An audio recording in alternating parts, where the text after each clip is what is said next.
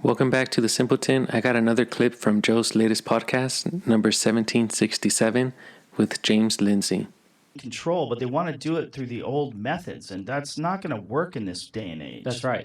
So this is what I'm saying. It's like, I think we're going through, we talk about the enlightenment. I think we're going through the second enlightenment.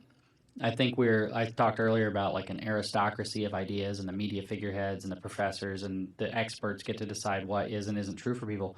I think the internet is allowing people to do their own research, as it were, and is burning that down. And we're going to have a real marketplace of ideas, and we're going to have more freedom if we don't let them. I think they see their freedom slipping away, and they're like grasping for it, and their power, I should say, is slipping away, and they're grasping for it. And I think for a while I wasn't sure, but I'm pretty confident now. Like, we're going to get through this, and we're going to have a more free, smarter society on the other side. It's not to say it's going to be smooth for the next little while, and it's not to say that we can go to sleep and it'll just work itself out. How much time do you think we got before that works itself out?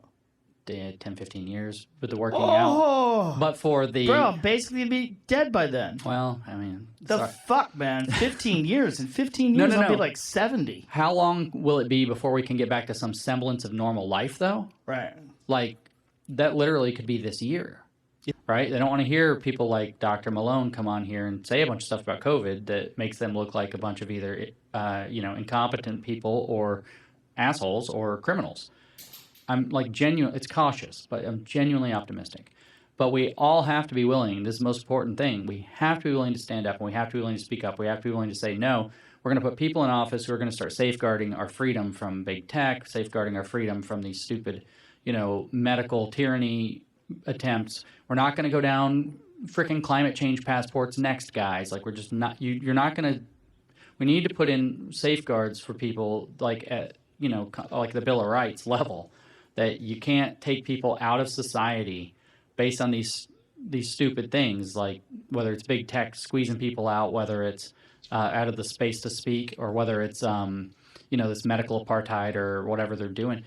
If we can get the right people and get enough momentum behind it and get those people to say these things, to start figuring out the legalities of these things to protect citizens again, we can actually get out of this.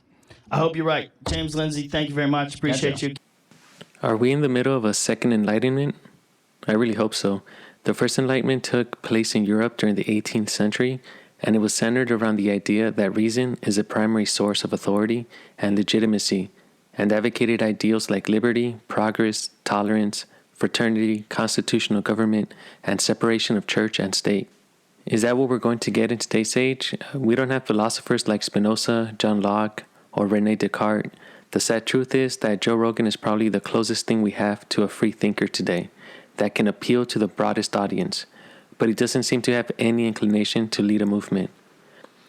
I do believe that the bias by the media and the establishment is so obvious everyone can see it if they're honest with themselves. So without a figurehead to follow and unite the people, I doubt this will happen. But I am hopeful. I hope you enjoyed the video.